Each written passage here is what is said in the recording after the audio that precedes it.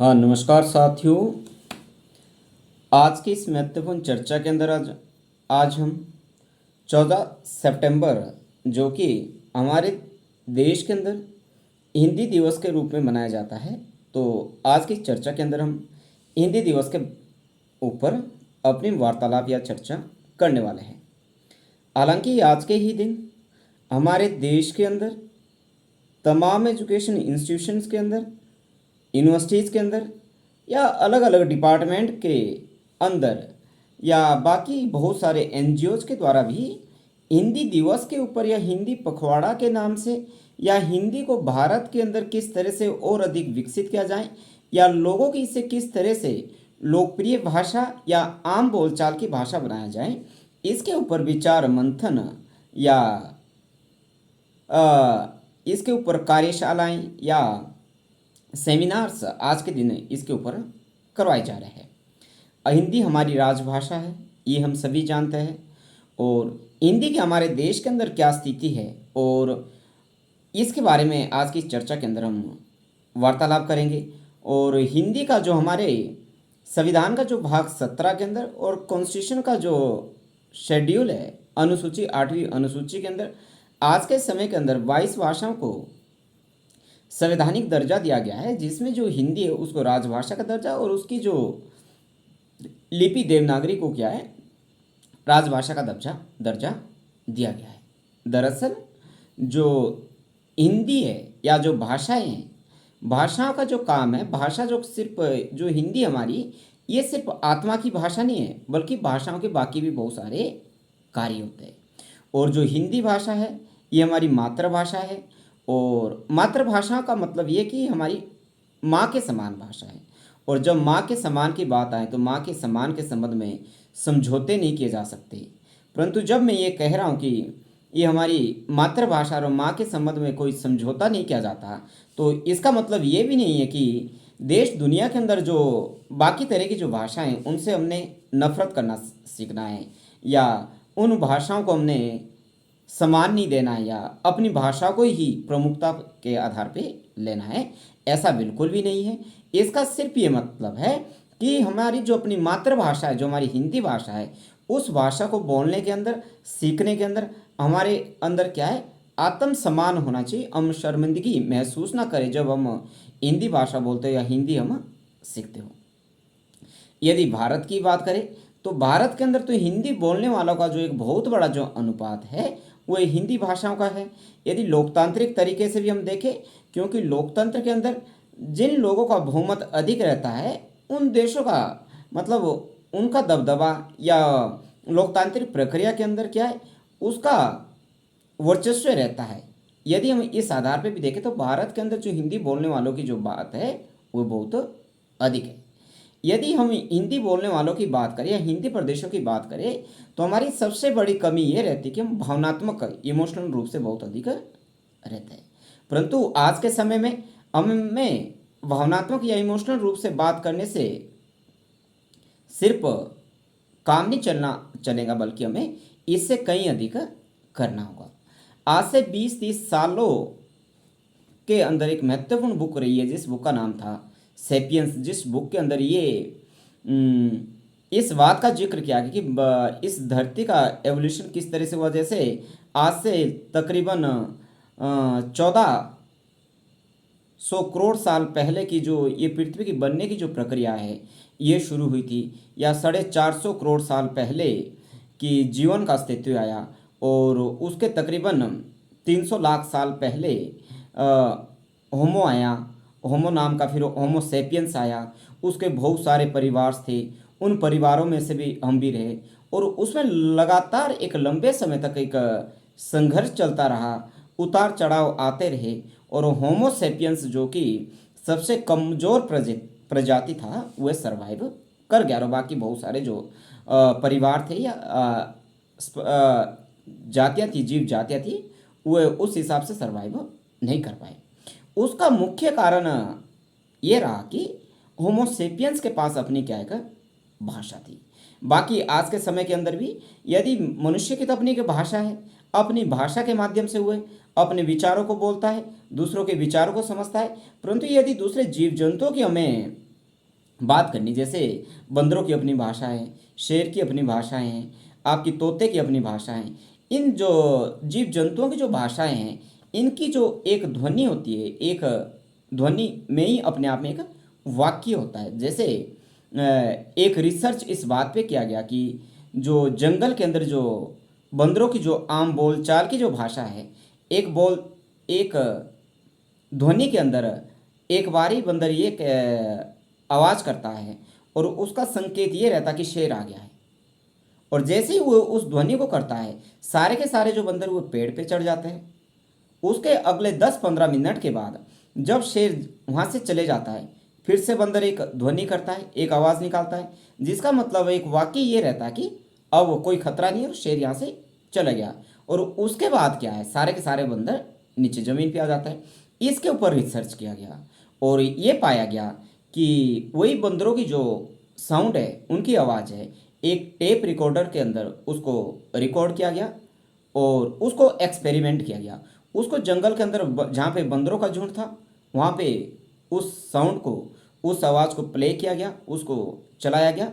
और जैसे ही वो साउंड चली, सारे के सारे जो बंदर हैं वो पेड़ पे चढ़ गए और बंदर एक दूसरे को देखते रहे कि किसने ये आवाज़ की। और उसके ठीक 10-15 मिनट के बाद दोबारा से एक साउंड को प्ले किया गया, जिसका मतलब ये था कि अब कोई खतरा नहीं, शेर यहाँ से चला गया है और अब हम सेफ है। उसके बाद जो बंदर है वह नीचे उतर गए। आज भी हम सिर्फ 30-40 ध्वनियों की वजह से क्या है, हम करोड़ों वाक्यों का निर्माण कर सकते हैं। और आज के समय के अंदर भी यदि हम जिंदा रह पा रहे हैं, तो उसका मुख्य कारण ये है कि हमारे पास एक भाषा है, हमारे पास एक बोलचाल की हमारे पास भाषा है। इसका जो जिक्र है ओल्ड टेस्टामेंट के अंदर भी मिलता है। अलग अलग तरह की बेबीलोनिया की जो कहानियाँ हैं, अलग अलग तरह की कहानियाँ चलती है, या हमारे देश के अंदर भी बहुत प्रलेव जैसी कहानी चलती है। परंतु यदि भाषा की बात करनी हो, तो भाषा को जो मेरे देखने का नज़रिया है वह दो तरह का रहता है। एक तरीका, एक तो भाषा में इंसान बनाती है, मनुष्य बनाती है। सेकंड, दूसरा, भाषा हमें आपस में बांटती है, हमें लड़ाती है। यदि दुनिया के अंदर या समाज के अंदर बहुत सारे व्यक्ति इस बात को स्वीकार करते हैं कि यदि दुनिया के अंदर सबसे शक्तिशाली हथियार है, औजार है, वह हमारी धर्म है या जाति है, परंतु मेरे देखने का नज़रिया ये नहीं है। मैं ये मानता हूँ यदि दुनिया के अंदर हमारे पास सबसे शक्तिशाली औजार है, हथियार है, वह है भाषा। यदि सच में ही धर्म या जाति इतनी अधिक ताकतवर होती, तो जो भारत का जो विभाजन, भारत का जो स्वतंत्रता संग्राम चल रहा था, तो अर्ली स्टेज के अंदर या आरंभिक दौर के अंदर हिंदू मुसलमान इकट्ठे ब्रिटिश हुकूमत के खिलाफ लड़ रहे थे। तो परंतु बाद के अंदर मुस्लिम समुदायों के द्वारा कुछ एक या अंग्रेजों की ऐसी पॉलिसी रही, रूल एंड डिवाइड की कि उन्होंने मुस्लिम धर्म को मानने वालों के लिए क्या अलग से पाकिस्तान का निर्माण किया गया। और 15 अगस्त 1947 को जब भारत आज़ाद हुआ, तो हमारे देश का दुर्भाग्य ये रहा कि हमारे देश का पार्टीशन भी हुआ, विभाजन भी हुआ। यदि सच में धर्म इतना ताकतवर होता, तो अलग से बांग्लादेश की ज़रूरत क्यों पड़ी। आज़ादी के बाद जो पाकिस्तान था, दो हिस्सों के अंदर बटा था, पूर्वी पाकिस्तान और पश्चिमी पाकिस्तान। पूर्वी पाकिस्तान के अंदर बांग्ला भाषा बोली जाती थी और पश्चिमी पाकिस्तान के अंदर उर्दू और पंजाबी बोली जाती थी। परंतु जो भाषा है, भाषा किसी धर्म के साथ संबंधित नहीं होती। भाषा का जो स्वरूप है वह वहाँ की भौगोलिक स्थिति के अनुसार ही चलता है। और इसलिए जो पूर्वी पाकिस्तान था, पूर्वी पाकिस्तान के जो वहाँ भी मुस्लिम धर्म के ही लोग रहते थे, उन्होंने अपने अलग बांग्ला भाषा के आत्मसम्मान के लिए आंदोलन किया और तब जाके 1971 के अंदर एक लंबी कहानी है, अलग बांग्लादेश बना, जो कि भाषा के आधार पर इसका मुख्य आधार रहा है। यदि भारत के अंदर हमने बात करनी हो कि भारत के अंदर हिंदी भाषा की स्थिति है, चिंता हमें इस बात की रहती है, मुझे इस बात की रहती है, जब हम भारत के अंदर ये कहते हैं कि मुझे अंग्रेजी नहीं आती इसलिए मैं शर्मिंदगी महसूस कर रहा हूँ, या मुझे हिंदी भाषा आती है, मुझे हिंदी भाषा ही आती है, हिंदी भाषा के कारण यदि हमें शर्मिंदगी महसूस हो, तो अपने आप में ये बहुत ही शर्मिंदगी की बात है। हालांकि मैं इस बात को भी स्वीकार करता हूँ, क्योंकि आज का तो दौर है, ग्लोबलाइजेशन का दौर है, वैश्वीकरण का जो दौर है, वैश्वीकरण के दौर के अंदर क्या है, हमें दुनिया की तमाम भाषाओं को सीखना पड़ेगा। क्योंकि वैश्वीकरण के दौर के अंदर, ग्लोबलाइजेशन के दौर के अंदर क्या है, इंपोर्ट एक्सपोर्ट की बात हो, एम्प्लॉयमेंट की बात हो, एजुकेशन की बात हो, हम क्या दुनिया के तमाम देशों के अंदर आना जाना हमारा लगा रहता है।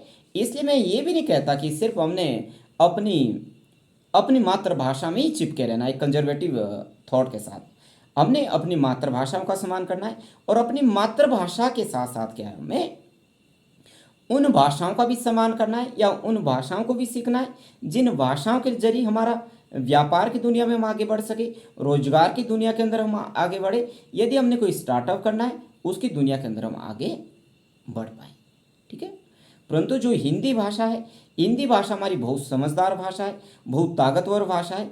परंतु दुख इस बात का है कि हिंदी को अभी तक ये मालूम नहीं है कि हिंदी अपने आप में बहुत ताकतवर भाषा है, हिंदी अपने आप में बहुत समझदार भाषा है।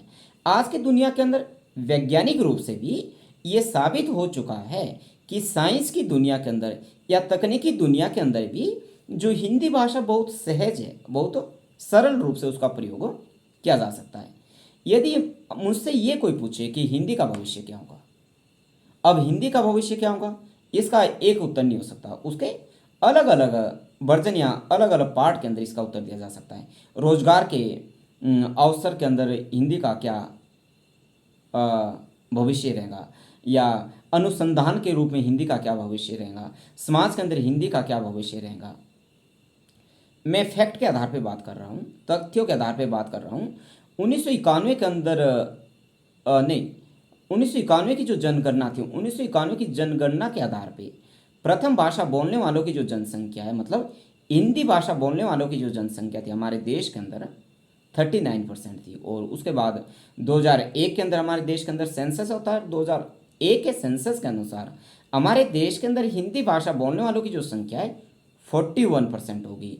और 2011 के अंदर फिर से हमारे देश के अंदर सेंसस होता है, और 2011 के सेंसस के अनुसार हमारे देश के अंदर हिंदी भाषा बोलने वालों की जो संख्या है 43.6% हो जाती है। और 2021 के अंदर हमारे देश के अंदर फिर से सेंसस होना था, परंतु कोविड काल के दौरान ये सेंसस नहीं हो पाया। आगे जब भी सेंसस होगा तो ऐसी उम्मीद है कि हिंदी भाषा बोलने वालों की जो संख्या है वह बड़ी है, वह कम नहीं हुई। आज के समय के अंदर 40 या 47% के आसपास होनी चाहिए। बहुत सारे लोग ये भी डर दिखाते हैं कि हिंदी भाषा का जो वर्चस्व है वह खत्म हो रहा है, या हिंदी भाषा क्या है अल्प संख्या के अंदर जा रही है। ये बिल्कुल बकवास है। इन बातों से हमें बिल्कुल बचना है, क्योंकि हमने किसके ऊपर ध्यान देना है, तथ्यों के ऊपर ध्यान देना है। मैं फिर से कह रहा हूँ कि हम हिंदी भाषा वाले जो लोग हैं, हम पढ़ने की जो आदत हमारे अंदर कम होती है, या डाटा या फिगर्स को चेक करने की जो हमारी आदत है वह कम होती है।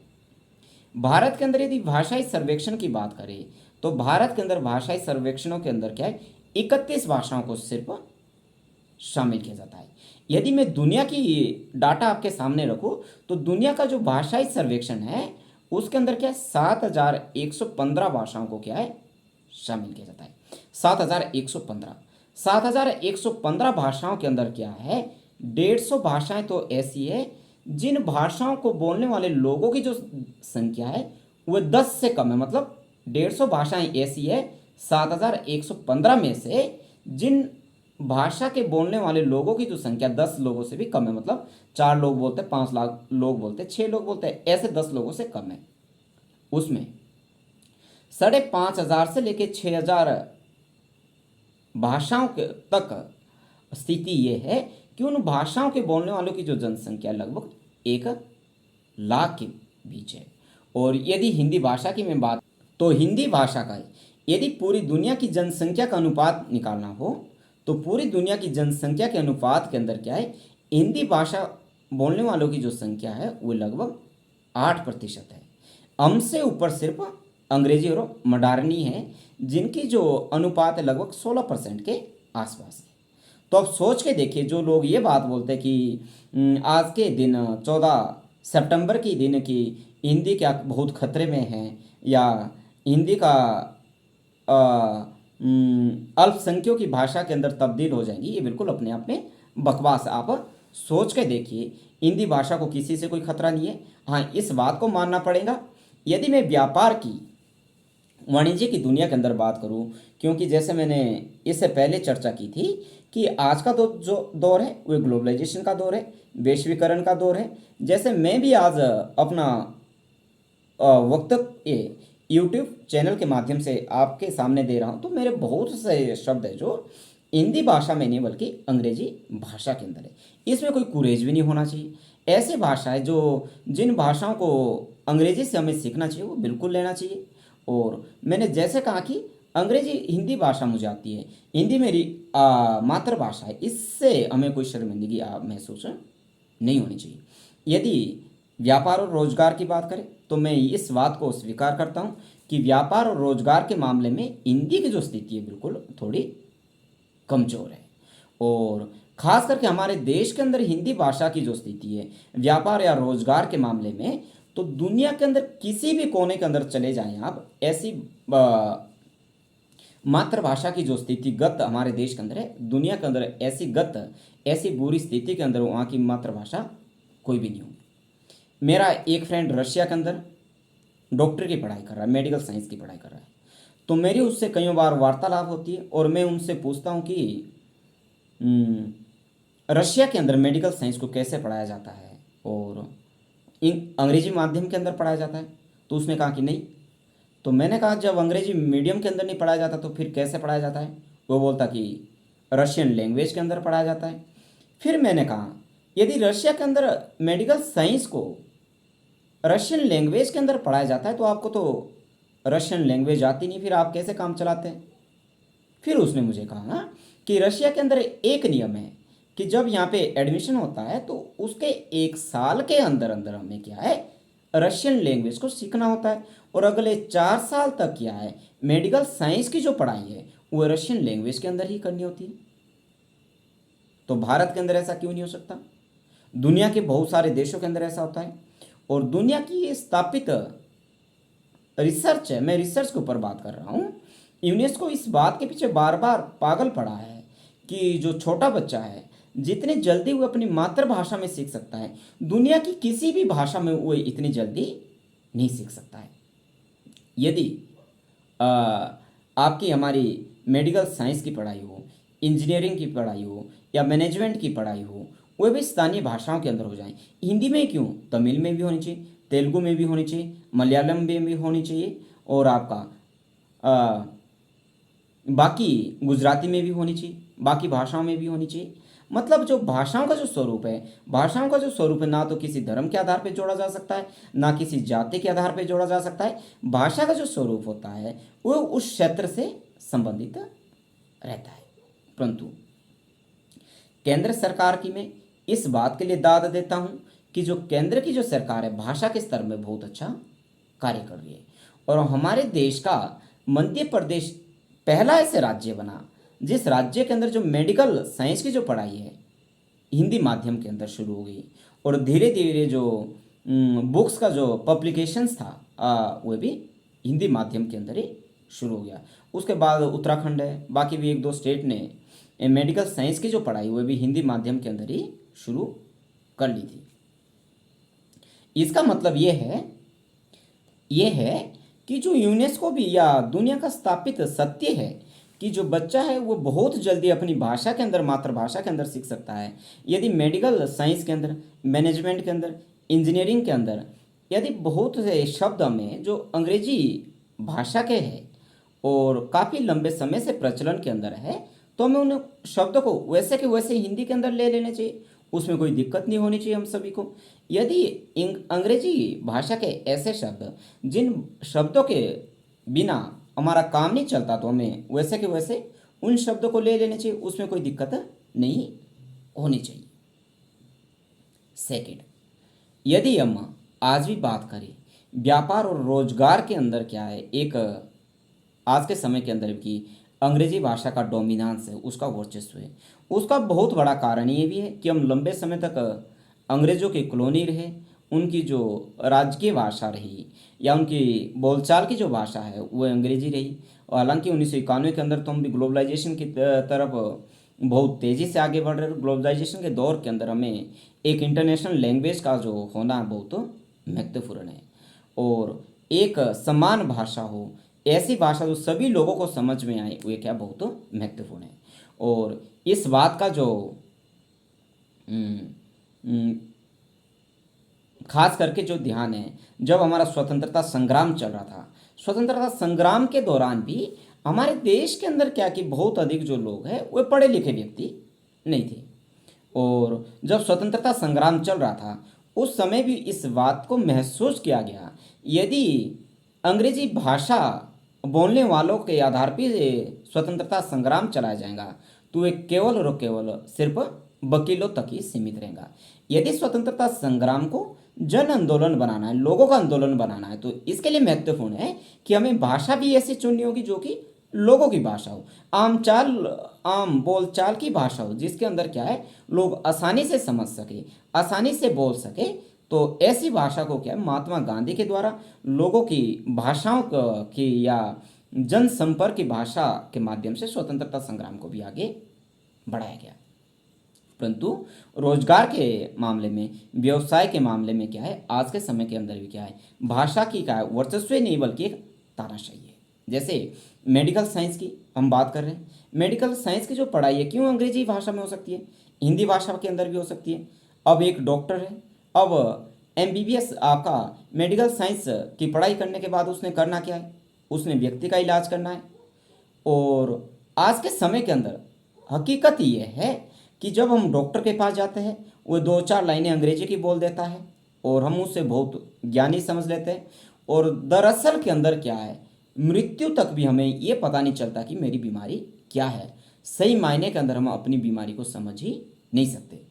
जबकि यदि हम दुनिया के विकसित देशों के अंदर जाएं, तो विकसित देशों के अंदर ये नियम है कि जब तक जो मरीज को डॉक्टर उसकी मातृभाषा के अंदर पूरी बीमारी के बारे में उसको समझा नहीं देता, तब तक उसका इलाज शुरू ही नहीं किया जा सकता। परंतु हमारे देश के अंदर तो क्या है, मैंने जैसे कहा कि हमें तो अपनी बीमारी का पता ही नहीं चलता है। जो डॉक्टर वो अंग्रेजी के अंदर बात करता है, हमें तो दवाई खाने का भी क्या उसके ऊपर लिख देता कि 2 टाइम खानी की, 3 टाइम खानी है। इससे अधिक हमें बहुत अधिक पता नहीं चलता है। यहाँ तक कि ऑपरेशन की जो सहमति है, बिना समझ आए हुए हम अपनी सहमति दे देते हैं ऑपरेशन की, जिसके अंदर ये लिखा होता है कि हम ऑपरेशन कर रहे हैं। यदि ऑपरेशन के दौरान इस पेशेंट की मृत्यु हो जाती है तो इसके लिए हम जिम्मेदार नहीं है, और हम सहमति दे देते हैं, हम सिर हिला देते हैं।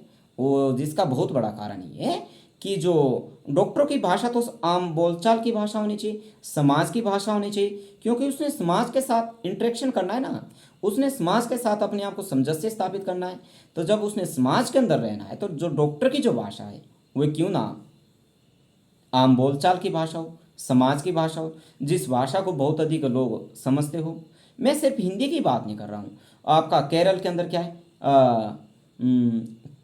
केरल की भाषा के अंदर मेडिकल साइंस को पढ़ाया जाए, नाडु के अंदर तमिल भाषा के अंदर पढ़ाया जाए, आपका असम के अंदर उनकी भाषाओं के अंदर पढ़ाया जाए, बंगाल के अंदर बंगाल की भाषा के अंदर मेडिकल साइंस को पढ़ाया जाए।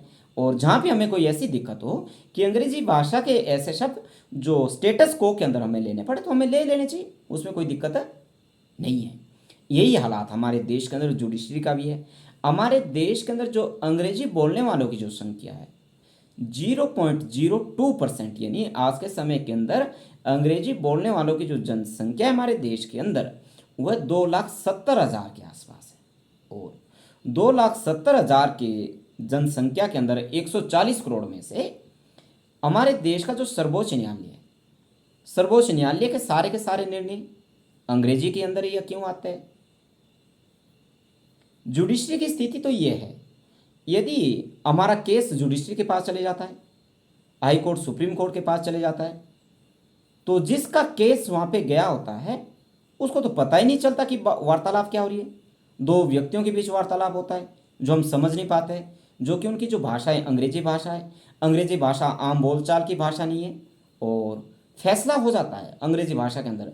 मेरा केस है और मेरे केस के ब्याह पे दो व्यक्ति अपने आप में वार्तालाप कर रहे हैं, क्योंकि उनकी कम्युनिकेट की अपनी एक भाषा है जो मेरी समझ से परे है, मुझे समझ नहीं आई है, और डिसीजन सुनाया जाता है। और मुझे बाद में पता चलता है कि मुझे पुलिस आके ले जा रही है। ये अपने आप में जो भाषा की अपने आप में एक तानाशाही है। क्यों ऐसा नहीं हो सकता कि हमारे देश के अंदर क्या है, सर्वोच्च न्यायालय की जो भाषा है, सर्वोच्च न्यायालय की भाषा अंग्रेजी ही क्यों, हाई कोर्ट की जो भाषा है वो अंग्रेजी ही क्यों, जुडिशरी की सारी भाषा अंग्रेजी भाषा में ही क्यों, आपका केरल के अंदर मलयालम के अंदर चले, तमिल के अंदर तमिलनाडु के अंदर तमिलनाडु के अंदर चले, गुजरात के अंदर गुजराती के अंदर चले, महाराष्ट्र के अंदर मराठी के अंदर डिसीजन हाई कोर्ट दे, उसमें क्या दिक्कत है। अब सुप्रीम कोर्ट के अंदर भी आज के समय के अंदर हमारे पास 34 जज हैं, तो ऐसा तो नहीं कि सारे के सारे जो जज का जो बैकग्राउंड है उनका बैकग्राउंड अंग्रेजी माध्यम है। अब यदि मान लो कहीं गुजरात का कोई केस सर्वोच्च न्यायालय के अंदर है, तो मेरा ऐसा मानना कि सर्वोच्च न्यायालय के अंदर जब रोटेशन जो चलता है, तो यदि गुजरात राज्य का कोई केस सुप्रीम कोर्ट के अंदर है, तो गुजराती जज को क्या वहाँ पे प्राथमिकता मिलनी चाहिए। और जब वो अपना डिसीजन लिखते हैं अंग्रेजी भाषा के अंदर लिखते हैं, तो अंग्रेजी भाषा के साथ साथ ठीक है, अंग्रेजी भाषा के अंदर भी आप अपना डिसीजन लिखे, अंग्रेजी भाषा के साथ साथ क्या है, गुजराती के अंदर भी आप अपना डिसीजन लिखे, ताकि समझ तो आए।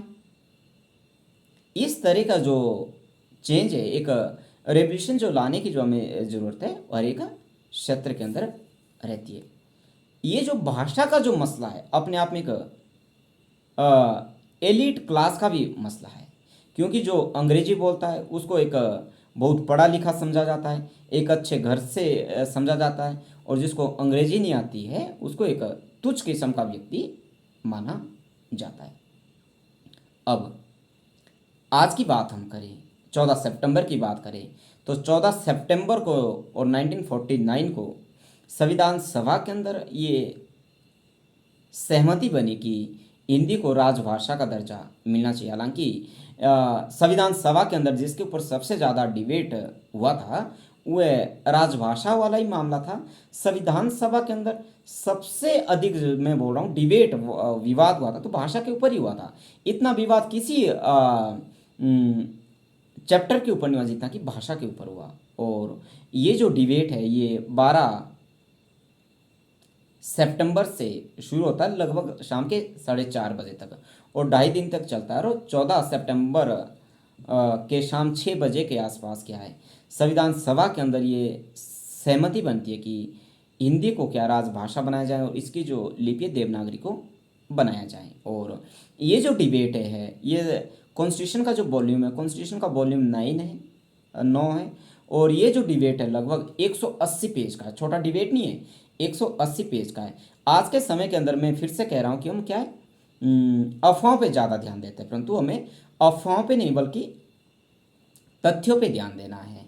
ये 180 पेज का डिबेट था, और 180 पेज के डिबेट के आधार पे क्या है, ये सहमति बनी कि फिर से ये सहमति बनी कि हमारे देश की जो राजभाषा है वो है ये हिंदी रहेंगी। और इसके जो हिंदी भाषा के राजभाषा के रूप में दर्जे के सबसे बड़े जो हिमायती थे, ऐसा नहीं कि सिर्फ वही व्यक्ति थे जो हिंदी बोलते थे। सबसे बड़े जो समर्थक थे वो महात्मा गांधी थे जो गुजरात से आते थे, के.एम. मुंशी थे गुजरात से आते थे, पटेल साहब थे गुजरात से आते थे, बाल गंगाधर तिलक जी थे जो महाराष्ट्र से आते थे, उनकी भाषा तो मराठी थी।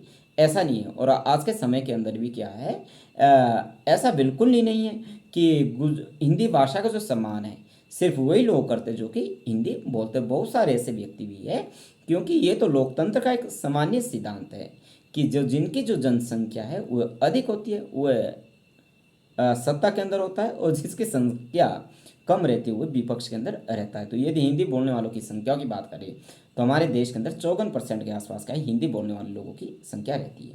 परंतु जैसा मैंने कहा कि संविधान सभा के अंदर सबसे ज़्यादा जो विवाद है इस बात पे बना रहा कि राजभाषा किसे बनाया जाए। हमारे देश के अंदर क्या है, त्रिभाषा फॉर्मूला भी अपनाया गया कि एक तो त्रिभाषा फॉर्मूला ये हमने बेल्जियम से लिया हुआ है, बेल्जियम का कॉन्सेप्ट है ये। और त्रिभाषा फॉर्मूला के आधार पे ये माना गया कि एक तो उस राज्य की अपनी जो स्थानीय भाषा है, जैसे पंजाब की पंजाबी भाषा है, एक उसकी राज्य की भाषा होगी, और एक उसकी एक हमारी एक तो स्थानीय भाषा होंगी। जैसे पंजाब के अंदर पंजाबी ले लो, एक उसकी राज्य भाषा होगी जो हिंदी होगी, और एक अंतर्राष्ट्रीय भाषा मतलब अंग्रेजी होगी। मतलब 3 भाषाओं को जो सीखना है वह महत्वपूर्ण है, कंपलसरी है। जैसे केरल के अंदर क्या है, वो मलयालम के अंदर उनकी स्थानीय भाषा है, उनकी राज्य भाषा, फिर वो किसी एक अपनी राज्य भाषा को अडॉप्ट कर लेते हैं, और एक इंटरनेशनल राजभाषा हमारी हिंदी और इंटरनेशनल भाषा हमारी अंग्रेजी है। क्योंकि आज के समय के अंदर क्या हमारा अंग्रेजी के अंदर भी काम नहीं चलता, क्योंकि ग्लोबलाइजेशन का दौर है, हमें इस बात को स्वीकार करना पड़ेगा। हमारा देश 1947 के अंदर आज़ाद होता है, और उसके बाद उस समय हमारे देश के अंदर संविधान बनाने की जो प्रक्रिया है वह चल ही रही थी। और जैसे मैंने कहा था कि सबसे अधिक जो विवाद है इस बात पर रहा कि हमारे देश की राजभाषा क्या होगा। और 1947 के बाद, आज़ादी के बाद, हमारे देश का जो 565 यहाँ पे देसी राजवाड़े थे उसका स्टेट रीऑर्गेनाइजेशन भी होना था। तो स्टेट रीऑर्गेनाइजेशन, जो राज्यों का जो पुनर्गठन किस आधार पे किया जाए, इस बात पे भी बड़ा मंथन किया गया। फिर बात ये बनी, ये कही गई मतलब कि भाषा के आधार पे करें। यदि भाषा के आधार पे करें तो यूनिटी नहीं रहेंगी। दार कमीशन बना, पंडित जवाहरलाल जेबी के कमेटी आती है, परंतु उन लोगों ने, इन कमेटीज ने ये कहा कि यदि भारत के अंदर हम भाषा के आधार पे राज्यों का पुनर्गठन करें तो ये देश की एकता और अखंडता के लिए सही नहीं रहेगा। हालांकि आंध्र प्रदेश हमारे देश का पहला ऐसा राज्य बना जिसका जो गठन था या उसकी जो स्थापना थी तेलुगु भाषा को लेके किया गया था। एक आंदोलन पोटाभी श्री रामालू के द्वारा चला गया, और उन्होंने आमरण अनशन किया, और लगभग 56 दिन की भूख हड़ताल के बाद उनकी मृत्यु होती थी। और उसके बाद आंध्र प्रदेश का जो आंदोलन था काफ़ी हिंसक होता है, और केंद्र की सरकार को आंध्र प्रदेश को क्या है, पहला जो राज्य है वह तमिल भाषा के आधार पर उसकी स्थापना करनी पड़ती है। और उसके बाद हमारे देश के अंदर क्या है, 1953 के अंदर क्या है, राज्य पुनर्गठन आयोग बनता है, जिसकी जो रिकमेंडेशन या सिफारिश थी 1956 के अंदर आती है। और 1956 की सिफारिश के अंदर क्या है, उसने ये कहा कि हमारे देश के अंदर क्या है, राज्यों का जो पुनर्गठन है वह क्या है, भाषा के आधार पर होना चाहिए। और उन्होंने ये कहा कि 14 राज्य होने चाहिए और 6 केंद्र शासित प्रदेश की उसने सिफारिश की, जिसको फजल अली कमीशन के नाम से भी जाना जाता है। परंतु हमारे देश के अंदर फिर से मैंने कहा, हिंदी भाषा बोलने वाले लोगों ने बिल्कुल नहीं घबराना है। हिंदी भाषा ना तो ख़त्म हो सकती है और ना ही कभी होगी। आजकल हिंदी के विरोध के अंदर जो लोग हैं वे तो एक नई किस्म के मूड के अंदर, वे तो बिल्कुल मूर्ख आदि भी हुए हैं। वे ये बोलते हैं कि हमने उर्दू भाषा को ख़त्म कर देना है क्योंकि वो मुसलमानों की भाषा है। अरे मेरे भाई, अब जो भाषा है वो किसी धर्म के साथ नहीं जोड़ी जा सकती। दुनिया का ये स्थापित सत्य है। जो केरल का जो मुसलमान है वो उर्दू में बात नहीं करता, वो केरल की भाषा के अंदर बात करता है। तमिलनाडु का जो मुसलमान है वो उर्दू में बात नहीं करता, वो कि तमिलनाडु के अंदर या तमिल भाषा के अंदर ही बात करता है। मेरे कहने का मतलब ये कि हमें अपनी भाषा के लिए भी क्या है, आत्मसम्मान हमारे मन में होना चाहिए, परंतु हमने दूसरे भाषाओं का भी क्या है, सम्मान करना, दूसरे भाषाओं को भी उतना ही सम्मान देना है। एक यदि मनोरंजन की भाषा की बात करें तो मनोरंजन की भाषा के अंदर जो हिंदी भाषा वो सबसे अव्वल दर्जे की भाषा रही है। यदि यूट्यूब की बात करें तो यूट्यूब के अंदर यदि मनोरंजन की बात की जाए तो यदि 50 वीडियो में से 50 वीडियो जो देखने वालों की जो जनसंख्या है उनमें से 45 और 48 के भी जो उसकी जो जनसंख्या वो लगभग हिंदी व्यूअर्स की रहती है। और यूट्यूब की एक 2020 की आधिकारिक रिपोर्ट है, 2020 की आधिकारिक रिपोर्ट के अनुसार भारत की जो जनसंख्या है यूट्यूब चैनल को जो हिंदी मीडियम के अंदर देखते हैं उनकी जो जनसंख्या वो 54% के आसपास है। और हिंदी व्यूअर्स या अंग्रेजी व्यूअर्स या अंग्रेजी के अंदर देखने वालों की जो जनसंख्या लगभग हमारे 16% के आसपास है। और संविधान की जो हमने बात की, संविधान के भाग 17 के अंदर अनुच्छेद 343 से लेकर 351 के बीच क्या है, अलग अलग अनुच्छेदों के अंदर क्या है, भाषाओं का जिक्र किया गया है। और आज के समय के अंदर क्या है, संविधान की 8वीं अनुसूची के अंदर क्या है, 22 भाषाओं को संवैधानिक दर्जा दिया गया है। तो आज के दिन हमने ये प्रण लेना है कि हमने हमारे देश की सभी भाषाओं का सम्मान करना है। हमने मलयालम का सम्मान करना है, हमने तमिल का सम्मान करना है, हमने मराठी का सम्मान करना है, हमने गुजराती का सम्मान करना है, हमने दुनिया की अलग अलग भाषाओं का सम्मान करना है। परंतु हमें अपनी मातृभाषा को भूलना नहीं है। हमने अपनी मातृभाषाओं को क्या है, सम्मान देना है। हमने अपनी मातृभाषाओं का क्या है, और अधिक इसका प्रचार प्रसार करना है। हमें हिंदी बोलने के अंदर, हमें हिंदी सीखने के अंदर और हिंदी सिखाने के अंदर कोई शर्मिंदगी महसूस नहीं होनी चाहिए।